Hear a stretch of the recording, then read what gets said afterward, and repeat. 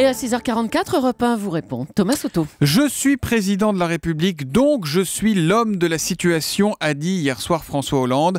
Un peu plus d'1h30 de questions et des questions qui restent en suspens. Bonjour Olivier Duhamel. Bonjour Thomas Vous êtes Soto. politologue et éditorialiste à Europe 1. Est-ce qu'il a été bon, François Hollande? Première impression. Il était ennuyeux, pour employer un terme poli. Il a été trop bon, donc mauvais.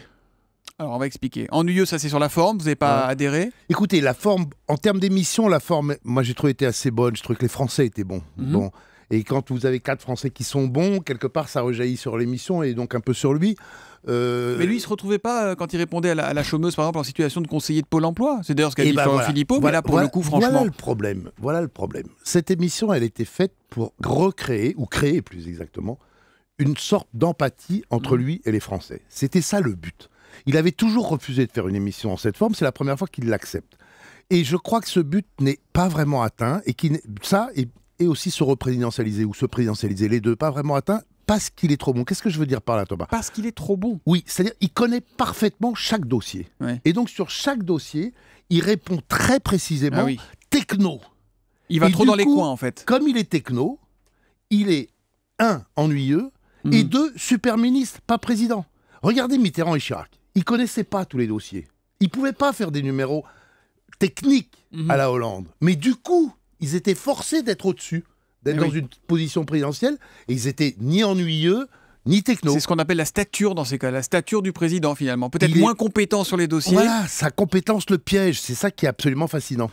Est-ce que ce matin, Olivier, ce qu'on retient surtout, c'est pas j'ai passé 30 ans dans des bars, j'aime les frites, le scooter et j'ai pardonné à Valérie Trierweiler, la première partie de l'émission? Oui, et ça, c'était d'ailleurs ce qu'il y avait de mieux. Et ça, et puis la toute fin, et encore mieux après sur Internet d'ailleurs, ce qui est un paradoxe. Oui, parce que ça s'est prolongé sur Internet, que sur sur TF1.fr, mytf1.fr. Et là, du coup, c'était très direct, en fait. C'était très efficace, non? Voilà. Mais alors, revenons à votre question. Un des buts, c'était aussi d'essayer d'effacer l'effet désastreux, l'effet Trierweiler désastreux. Disons même l'effet Gaillet-Trierweiler, c'est-à-dire du casque au bouquin. Sa vie privée, quoi, en gros. Voilà. La pipolisation malgré lui. Et là, peut-être qu'il a... pas complètement, mais un peu réussi, parce qu'il a été assez bon là-dessus. Sur sa vie privée, justement, il a eu cette phrase « Si j'ai pu faire des erreurs, je le reconnais ». Est-ce que c'est une première pour un chef de l'État, cet aveu? À peu près, oui. Vous savez, c'est le contraire absolu de la règle qu'imposait François Mitterrand. On ne reconnaît, en politique, ne reconnaissait jamais une erreur. Sur ce point, je pense que Hollande a raison. Je pense que dans le monde dans lequel on vit, on n'est pas comme il y a 30 ans, si vous voulez.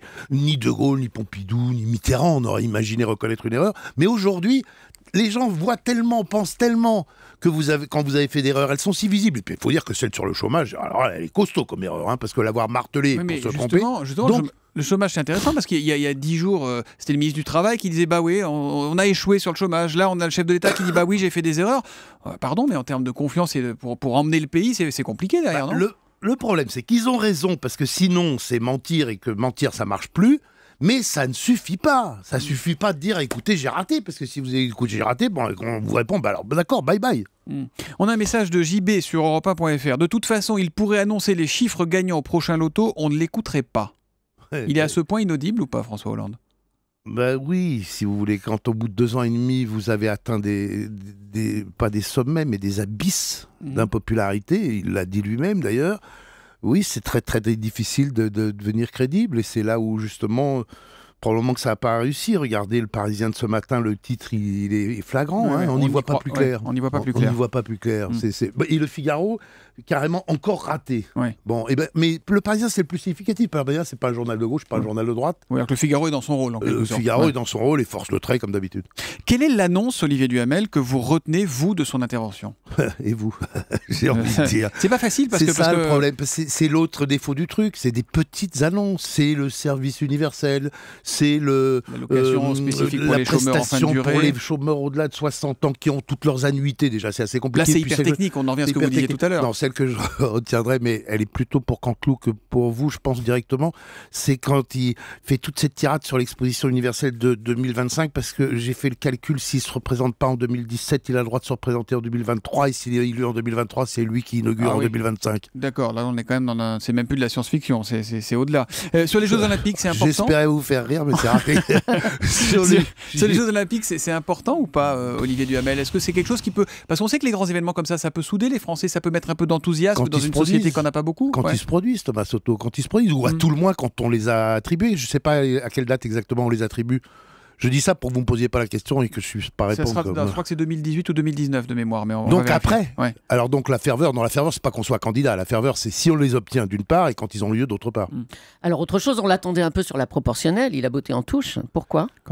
Moi, je pense qu'il nous a tous piégés là-dessus. Enfin, en tout cas, il a piégé le microcosme. C'est-à-dire, ils ont laissé filtrer qu'il allait faire une annonce sur la proportionnelle, parfois même une annonce qui allait au-delà de ce qu'on attendait, vraie proportionnelle. Tout le monde s'attendait à ça, s'est excité là-dessus, dans le milieu politique, dans le milieu des commentateurs. On se disait que c'était l'annonce qui allait tuer le match. Et il a fait ça pour pouvoir... Évidemment que ça, les Français, ils s'en contrefichent qu'on introduise un peu de proportionnel. Même, très franchement, si c'est introduire un peu de proportionnel pour qu'il y ait 80 députés socialistes au lieu de 50, très franchement, ou ils s'en contrefichent, ou ils trouvent que c'est se moquer du monde. Mais il a fait ça pour pouvoir dire « Ah non, je parle pas de ça ce soir parce que je ne parle que des préoccupations des Français. » C'était un petit piège médiapolitique plutôt réussi. Oui, et en même temps, il parle du Front National, il dramatise l'enjeu aussi. Il est sincère ou c'est de la politique, une façon de resserrer un peu son camp? Dire attention, Marine Le Pen sera là en 2017. Il est sincère parce que, franchement, tous les gens qui regardent ça et qui pensent à ça estiment que Marine Le Pen sera au second tour en 2017. En tout cas, que le risque est très très élevé et que c'est même pas exclu qu'elle soit élue. Donc c'est un vrai problème. C'est un vrai problème, mais est-ce qu'aujourd'hui, ça n'aurait pas été courageux de sa part, alors qu'il y a une désaffection des Français pour la politique, de mettre cette proportionnelle pour que les gens aient l'impression d'être peut-être mieux représentés à l'Assemblée? Est-ce qu'il ne fait pas une erreur, une faute politique là? Là, vous me réinvitez, on fait un long débat là-dessus, mais si vous voulez, je pense que mettre la proportionnelle à l'Assemblée nationale, c'est pas une bonne idée. Et moi, personnellement, proportionnelle pour proportionnelle, je pense qu'il faudrait la mettre complète au Sénat, parce que là, il y aurait tout le monde au Sénat, il y aurait l'extrême droite, l'extrême gauche, les fous, les originaux, qui parleraient, mais on garderait une majorité et donc la stabilité à l'Assemblée qui a le dernier mot. Réussi ou raté finalement? La note, vous lui mettez combien là sur 20? Non, j'ai arrêté. J'ai pris ma retraite d'enseignant pour plus mettre des notes et vous voulez que j'en remette à nouveau, alors que c'est la seule chose que j'aimais pas dans la vie. Une dernière, après je vous fais une interro surprise. Alors, 10 moins. 10 moins, donc c'est une petite moyenne. Moyenne. Non, 9 plus parce que j'interdisais aux correcteurs de mettre 10. Je disais qu'ils mettent 9 plus ou 11 moins. Parce que 10, c'est trop facile. Interro surprise, Olivier Duhamel. Quand seront attribués les Jeux Olympiques de 2024? On a vérifié. Et alors? Été 2017, donc ça sera là. Le mandat sera achevé. Ce sera le président d'après. Exactement.